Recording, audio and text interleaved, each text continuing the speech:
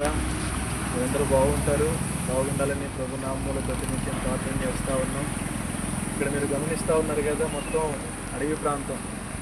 ఎంత అద్భుతమైన వాతావరణాన్ని దేవుడు మన కొరకు సిద్ధపరిచారో ఒకసారి చూడండి. చక్కగా మంచి క్లైమేట్, మంచి వాతావరణం దేవుడు అనుగ్రహించాడు. వాస్తవానికి ఇంత పచ్చిగా, ఇంత అందమైన రూపాన్ని దేవుడు ఎట్లా ఇచ్చాడో తెలుసా?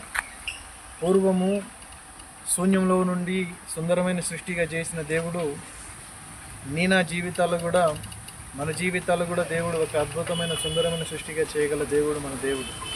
ఇంత చూస్తున్నారు, ఇంత సుందరంగా ఉన్న సృష్టిని చేసినట్లుగా నీ జీవితాన్ని, నా జీవితాన్ని, మనందరి జీవితాన్ని కూడా దేవుడు తప్పకుండా శూన్యంలో నుండి ఒక సుందరమైన సృష్టిగా దేవుడు నిన్ను నన్ను చేయగలుగుతాడు. కృంగిపోవద్దు, భయపడవద్దు, కలత చెందొద్దు. ఏ సమస్యలో ఉన్నా, ఏ పరిస్థితుల్లో ఉన్నా కలత చెందాల్సిన అవసరం లేదు. విశ్వాసంతో ప్రభు వైపు చూడు. నీ శూన్యమై ఉన్న జీవితాన్ని సుందరమైన సృష్టిగా చేయగల సమర్థుడు నువ్వు నమ్మినటువంటి దేవుడు ప్రభు అని యేసుక్రీస్తు. కాబట్టి భయపడొద్దు. ఒకసారి ఈ ప్రపంచాన్ని చూడు. నీ పక్కన ఉన్న ప్రపంచాన్ని చూసినప్పుడే నీకు ఒక దేవుడు పాఠాన్ని అనుగ్రహిస్తాడు.